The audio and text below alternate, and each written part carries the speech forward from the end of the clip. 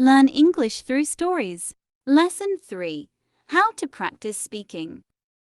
How to practice speaking, a journey profound. Learn loud, gain fluency with its sound.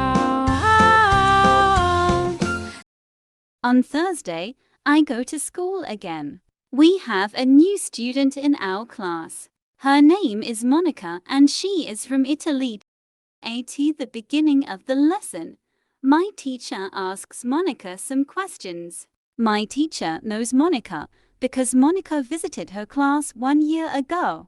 It was a class for beginners and it was only for 2 weeks during summer holiday. When Monica speaks, her English is beautiful. Her pronunciation is very good and she is very fluent.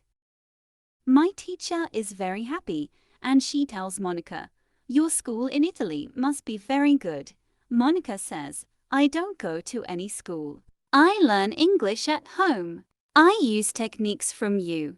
I do a lot of reading, shadowing and thinking aloud. I try to think more in English than in Italian. This is how I work on my English. The 2 weeks which I spent last summer at your class helped me a lot. You showed me the way. I know how to work on my English every day.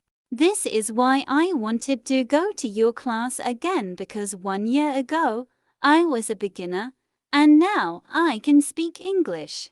I want to learn from you again." My teacher is very happy when she hears these words. She thanks Monica for her hard work. It is all very interesting for me. I already know about reading. I also know the shadowing technique. But Monica also speaks about thinking aloud. I don't know what it is. So I ask our teacher, "What is thinking aloud?" Our teacher says, "It is a very effective technique. You have to have a strong motivation to learn English if you want to have benefit from this technique." It is also good to know that for some people, this technique is a little crazy. But when you start to think aloud, your English can be better very fast. I say, I have a strong motivation. I don't care if the technique is crazy. If it helps, I want to learn it. Can you teach us this technique? Okay, it is actually very simple. You think in your native language all day, every day. It is normal.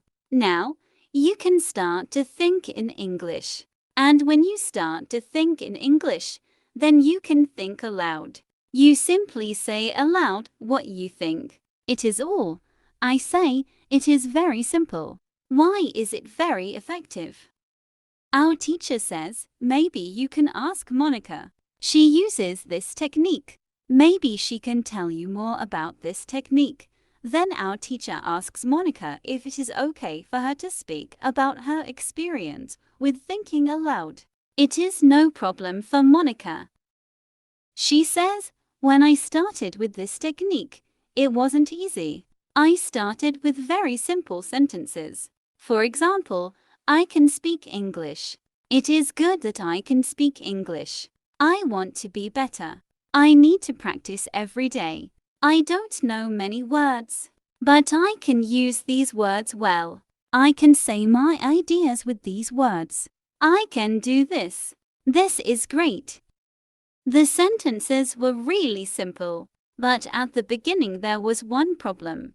My thinking in Italian was long and complicated. I wasn't able to say in English exactly what I was saying in Italian.